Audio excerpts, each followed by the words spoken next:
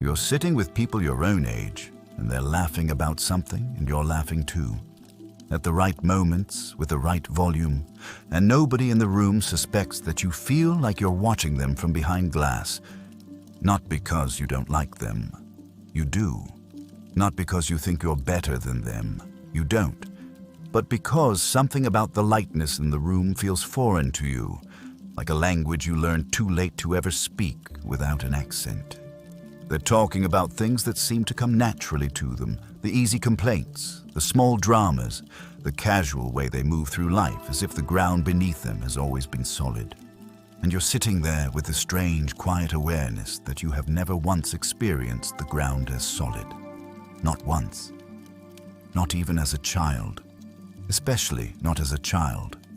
If that just hits something in you that you weren't expecting, I need you to stay with me, because what I'm about to describe is one of the most invisible experiences a person can carry, and the reason it's invisible is that the people who carry it got very good very early at making sure nobody could see it.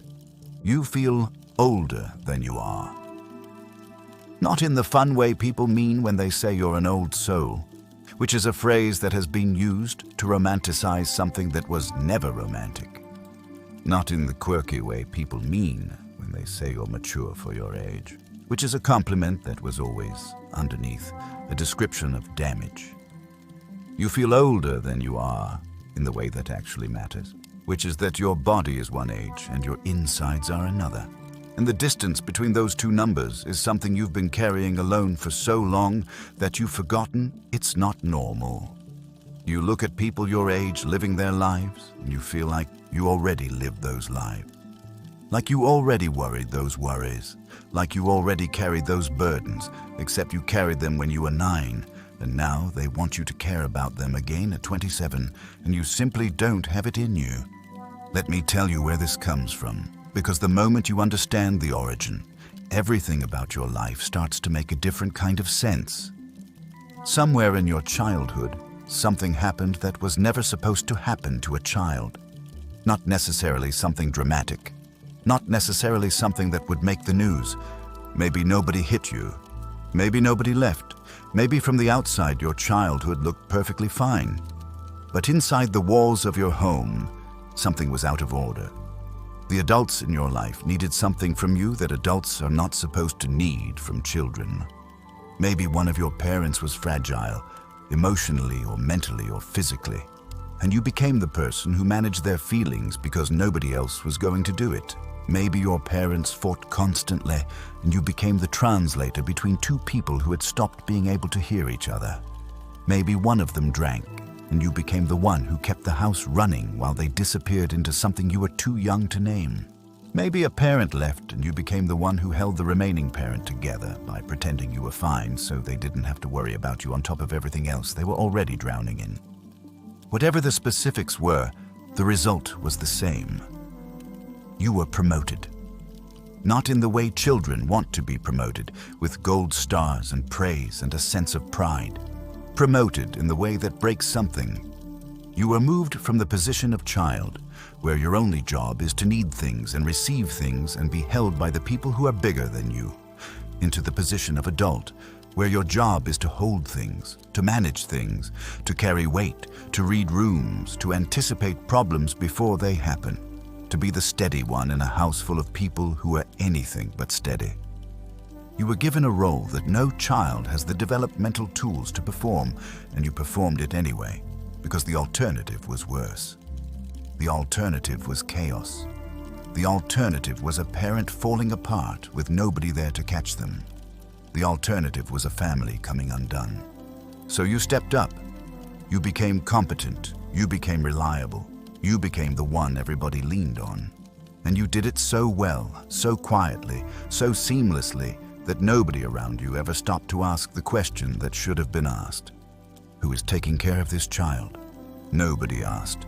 And you learned, in the silence of nobody asking, the lesson that would shape the rest of your life. You learned that your needs were not part of the equation. You learned that your job was to hold, not to be held. You learned that being good meant being useful, and being useful meant disappearing your own childhood so that the adults around you could have theirs. And the part of you that was still a child, the part that wanted to play and be silly and not know things and not carry things and just exist in that weightless way that children are supposed to exist, that part went underground. It didn't die. It went somewhere deep inside you where it wouldn't be in the way. And it's still there. It's still waiting. And every time you feel that strange distance from people your own age, every time lightness feels foreign, every time someone tells you to relax and you don't know what that word means in your body, that buried child is the reason. This is what psychologists call parentification, and the name is precise. You were turned into a parent while you were still a child, not given a few extra chores, not asked to help out more than usual. Fundamentally repositioned in the family system so that you were providing the emotional labor, the stability, the caretaking, the regulation that was supposed to flow from the adults down to you. The river ran backwards, and when a river runs backwards for long enough, the landscape changes permanently. Here's what that landscape looks like when you grow up, because if you're living in this landscape right now, you need to hear someone describe it accurately for once. You are competent in a way that impresses people, but exhausts you. You are the person at work who handles the crisis while everyone else panics. You are the friend who gives advice so calm and measured that people assume you have your own life figured out. You are the one who holds it together in emergencies, because holding it together in emergencies is the first skill you ever learned. People look at you and see someone who has it together. What they don't see is that you have it together because you never had the option of falling apart. Falling apart was never available to you. Falling apart was what the adults around you did, and your job was to make sure the falling apart didn't destroy everything. So you developed a tolerance for chaos that looks, from the outside, like strength.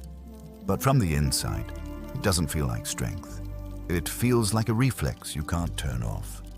It feels like you are always, at every moment, scanning for the next thing that might go wrong, because you were trained from birth to believe that if you stop scanning, everything collapses.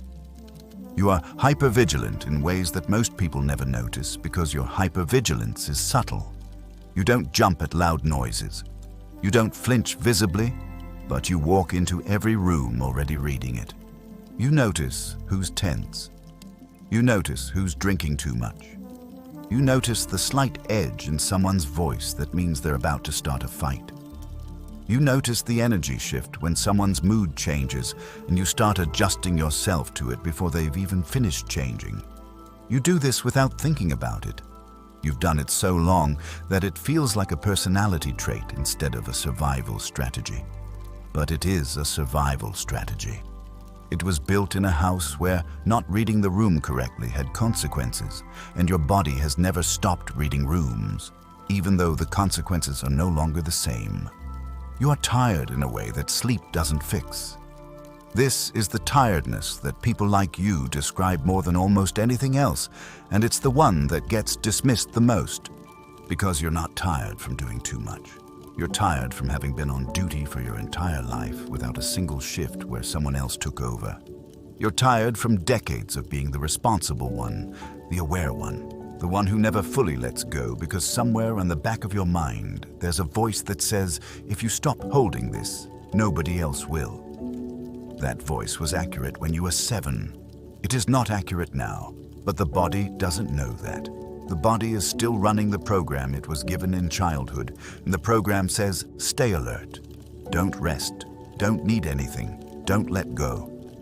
And so you don't, and the tiredness accumulates year after year after year, and no amount of vacation or self-care or sleep can touch it, because it's not physical tiredness. It's the tiredness of a nervous system that has never, not once, fully stood down. You struggle with receiving. This is the one that confuses people the most because you are so good at giving. You give naturally. You give without being asked. You give until there's nothing left to give, and then you find more and give that too. But the moment someone tries to give to you, something inside you seizes up. You deflect the compliment. You refuse the help. You insist you're fine when you're not fine. You change the subject when the attention shifts to you. And you don't do this because you're modest. You do this because receiving feels dangerous, because in the house you grew up in, needing something meant being a burden. Needing something meant adding weight to a system that was already about to break. So you trained yourself to need nothing, and the training was so thorough that now, as an adult, when someone offers you the very thing you've been starving for, you flinch away from it. Not because you don't want it, because your body doesn't know how to hold it.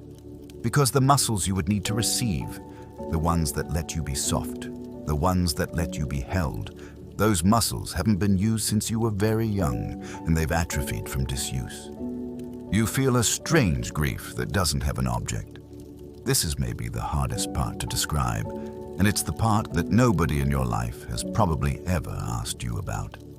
You grieve something you never had. You grieve the childhood that was supposed to happen and didn't. You grieve the lightness you were supposed to carry into adulthood and couldn't, because it was taken from you before you had a chance to feel it. You watch people your age do normal things, thoughtless things, silly, pointless, beautiful things, and you feel a stab of something that isn't jealousy exactly. It's something deeper and sadder than jealousy.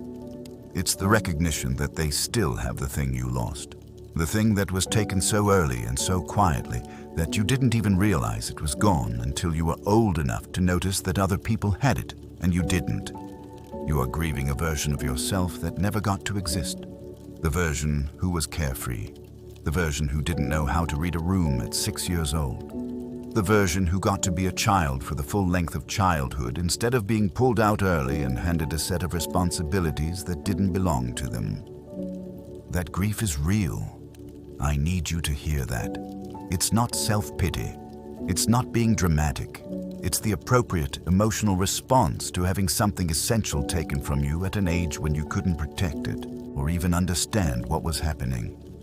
And the reason it never fully goes away is that the thing that was taken can never be fully given back. You can't go back and be 7 again. You can't go back and hand the weight to the adults who should have been carrying it. You can't undo the knowledge you gained too early. You can heal around it. You can grieve it properly. You can make space for the child inside you who never got to be a child. But you can't erase the fact that it happened, and the grief lives in that gap between what was and what should have been. If you've been carrying all of this and wondering what's wrong with you, I want to say something to you that you probably needed to hear a very long time ago and never did. Nothing is wrong with you. Nothing was ever wrong with you. You were a child who did something extraordinary, which was to hold a family together with hands that were too small for the job. You did it without training. You did it without thanks. You did it without anyone ever stopping to say, "This isn't your responsibility. You should be playing right now. Let me carry this instead." You did it because love made you do it, because loyalty made you do it, because the terror of watching your world fall apart was worse than the cost of holding it together yourself. And the person you became, the competent, exhausted, hypervigilant, giving, unable to receive, quietly grieving person you became, is not a broken version of who you were supposed to be. It's the version that survived, and survival under the conditions you survived in is not a small thing. It's the biggest thing you've ever done. But here is what I want you to consider tonight. The survival was necessary then. It is not necessary now. The program your body is running, the one that says, stay alert, don't need anything, keep holding, never let go. That program was written for a house that no longer exists. The emergency is over. It has been over for years, but nobody told your body, because the body doesn't listen to calendars. The body listens to patterns. And the pattern has never been interrupted. The interruption has to come from you.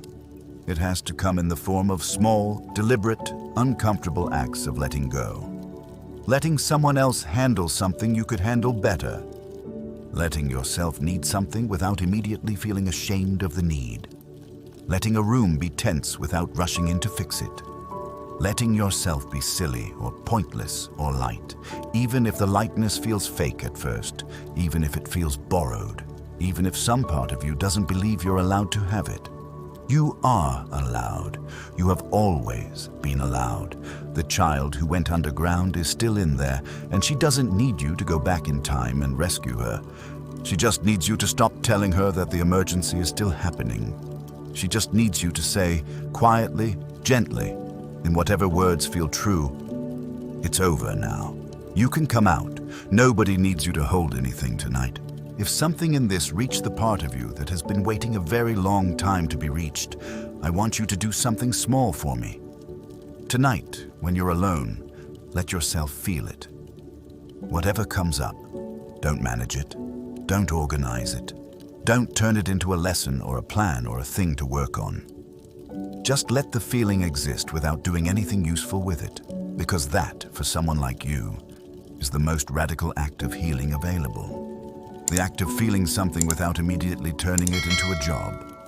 You have been working since you were a child. You're allowed to stop.